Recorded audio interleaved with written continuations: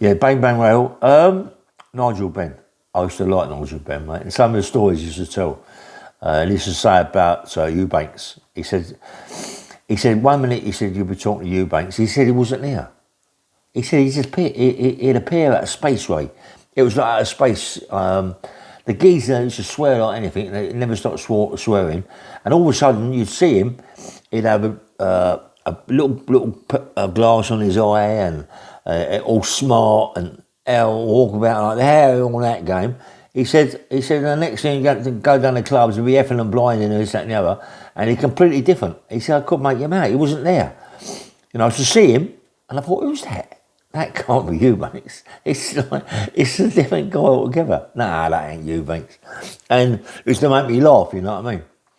And he said, Eubanks, you could see. He said, I used to stare at Eubanks, and he never used to look at me in the eyes. He used to look down. He said, and I knew then that I had to beat the Eubanks. I didn't have some good fights, them two. I mean, come on, mate. Them Eubanks and Nigel Ben had the best fights ever. And I mean, I respect Eubanks, even though that he used to do silly things. You know what I mean?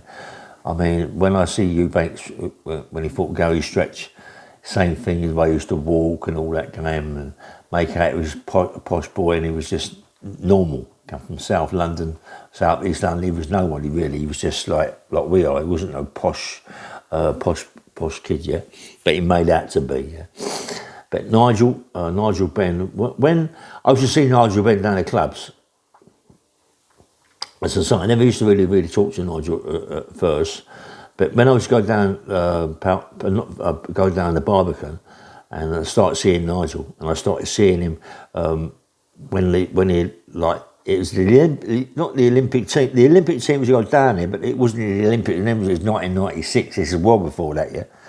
But it was go down and train down there, and the Barbican, and I used to see Nigel doing sit-ups you wouldn't believe. He had tummy muscles about inch high, and he used to do so many sit-ups. And I was a bit gutted because I had massive shoulders, massive deltoids, massive tricep, big pecs, and everything like that. Yeah, but I had no tummy muscles. You know, and my tummy was like big, you know, with all the power, but no tummy muscles there at all. My waist must have been 46, 44, 46. Yes, I swear, but my chest was huge. Massive legs as well, and watching Nigel train, doing all the abdominals and the skipping, he was a fantastic skipper, mate. He was a really good skipper, Nigel Ben. And one day I went downstairs, getting ready to go to the sauna and all that, the sauna and the jacuzzi and all that, take all that shit I had on and just put a nice pair of shorts on, and Nigel's down there. And I think it was with Ambrose Menzies. I'm not quite sure. I think it was Ambrose Menzies. And he came over to me. He said, "Do you know what?" He said, "You're one of the biggest guys I've ever seen." He said, "You're massive." He said, "But you want to get rid of that tummy." I said, "Listen, I've been seeing you doing your sit-ups, yeah." I said, "I'd love to get abs like that. Love to, but I couldn't do it." He said, "Well, you come and work out with me." I said, "Nah, mate, I couldn't do that." I said, "I like my weights," you know what I mean? He said, he said, "Well, come on." I said, no way. And I started to like him, Nigel. And the girls in the Barbican were absolutely stunning. All the personal instructors and the instructors were absolutely stunning, these girls. And I swear to God, Nigel must have been with every one of them. I had one there, she was really nice, and she used to come over when I was in the jacuzzi and touched me on my shoulders. And she loved me, she really liked me, but she was so attractive. Body's unbelievable. And I was just sitting in the jacuzzi, and Nigel come down, he's got in the jacuzzi, and she was all over Nigel, like, no business, I was gutted, but what can he do about it, you know what I mean? And at that time, I had a Merck Sports in the car park just across the road from the Barbican. And I said to her one day, "Come on, I'll give you a lift." And Nigel, all of a sudden, Nigel went, "No, I'll give you a lift." And then she went with Nigel, you know, I could have killed him.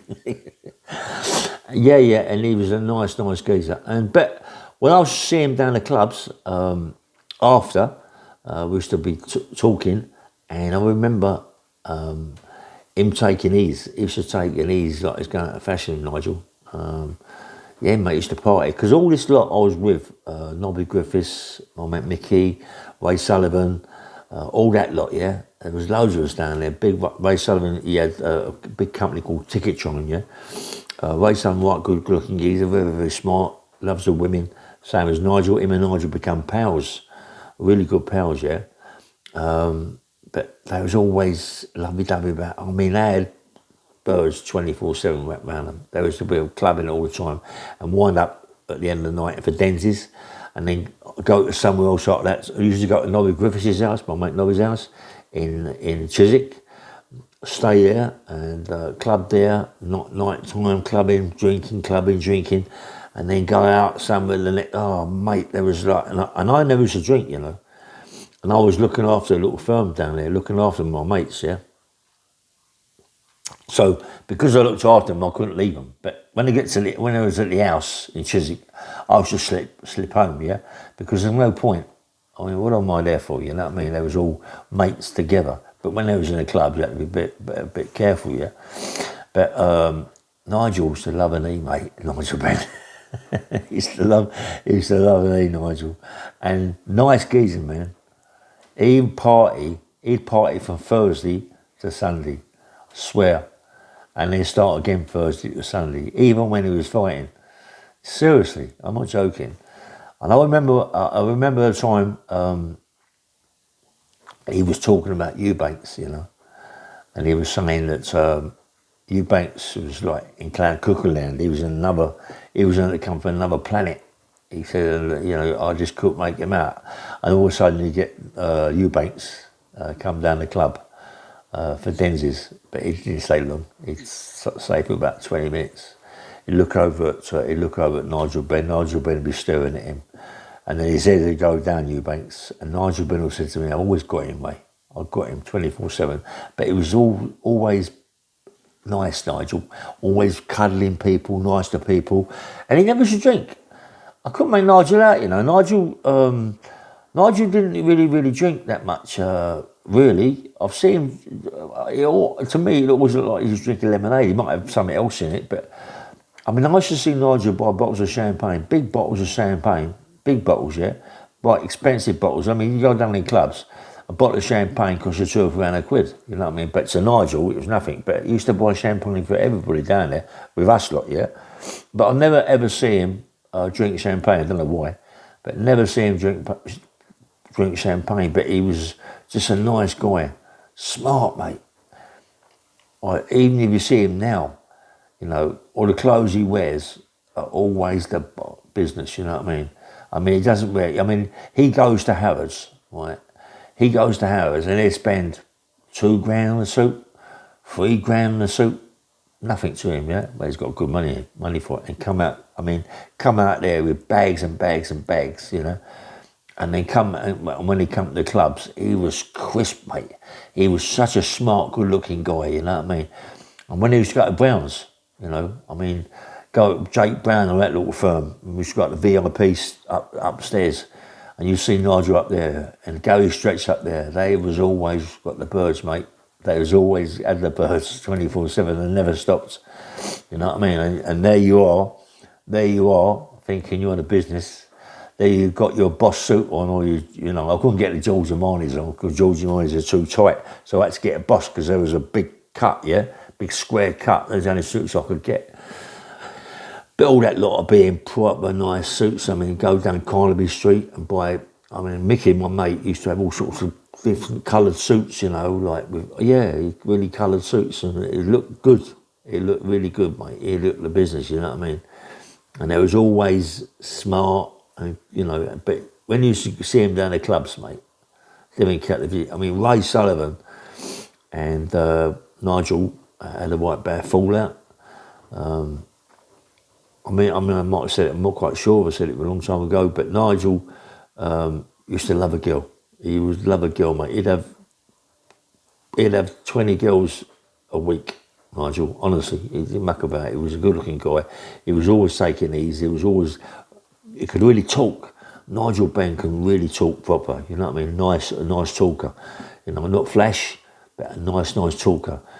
And Ray was the same. Good-looking guy. He had a lovely wife, Tracy. I mean, I remember Tracy, a light-skinned girl, very, very tall, beautiful woman. I used to collect these red glass, I think it was called. That's everywhere. It was really expensive, this glass stuff I used to collect. When I was going to the place in not Carnaby Street, where the level crossings are, where the Beatles walked across, I forget the name of it now. Anyway, there was they had a block of flats there, yeah, and there was in the top flat, and it was absolutely stunning, mate. You know what I mean? Beautiful place. It really done it up nice, and his Tracy was so clean. Ray was like the business mate, Ray, when he used to go out. And I said we used to look after him, I used to pick him up from there. We used to go in the Rolls Royce or the Bentley and go to all the clubs from there. Yeah? And yeah, man, I loved clubbing with him. I loved clubbing with him. Really, there was never any trouble around him. I think Nigel had a bit of trouble one day with some black guys in there. It was sorted out. We went outside and they were fight, all of us, yeah. But Nigel was still like happy, you know what I mean? He was on the ease. He was murder. He loved them, you know what I mean? But come on, and partying all the time and still fighting. That takes some beating, mate. You know what I mean? And it takes a beating to do that, you know. And everybody liked Nigel Ben. He was such a smart guy, man. Honestly, he's crisp as anything. Clothes he wore was like the business, you know what I mean? And he even at the end of the night, you know, dancing all the time and getting all the birds around him and drinking all the time. He still looked crisp, and you looked like a bag of shit, you know. He was always the business. But him and Ray Sullivan, very close.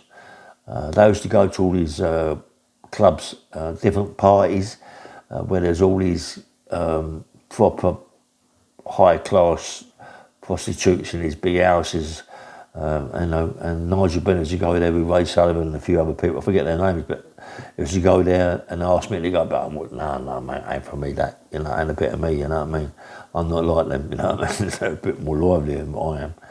And anyway, him and Ray was close, mate. Very close. Always together. Ray Sullivan, Nigel Ben, always together. And Ray Sullivan, one day, his party piece was to take his thing out and put it in people's drinks, Bessie Bird's drinks, and you know, sometimes you can't do it. Yeah, and he done it to the wrong person this time. He done it to the girl that Nigel Ben was with, and Nigel really liked this girl, and Sullivan done it to that, and it kicked off, and I think Ray Sullivan got hit with an ashtray. I'm not quite sure it was Nigel hit him. I can't see Nigel Ben hit him with an ashtray. Doesn't need to do anybody with an ashtray. He's got weapons in his fists, and he doesn't need that. But anyway, I'm not quite sure what happened. I remember it being in the paper. But him and Ray Sullivan fell out big time. But Ray Sullivan, nice guy, mate. He was a nice guy. Rose to call him Rolex Ray, because he used to buy Rolexes all the time. He had loads of Rolexes, Ray Sullivan. If you had a Rolex, he'd buy it. Obviously, if it was cheap enough. I also like Ray. Really, I liked him. I liked him as a person. I didn't like him as he used to take liberties. They take liberties when you've got people around them that are looking after them. You know what I mean? Like me, and he had a few other people in there. But not many really. But I was the one that used to be the one that used to look after him mostly. And I never used to drink. I never used to take drugs. I do nothing, you know, just have a lemonade or something like that, you know what I mean? But by the end of the nights, like 3 days on it, they were, mate, you can't you just sat it, innit? You go to Nobby's house and all you do is sit down and go to sleep. So I used to just go home, you know, crash out, and then go around there later on and pick them all up. They'd be out again clubbing, mate. They'd be clubbing it again. How they done it, I don't know. You know what I mean? Anyway, just a little podcast, really, a little video, and about Nigel. Like Nigel, mate. Nigel, you're watching me, mate. All the best. Bang bang. Take care, mate. Nice one. Bye bye.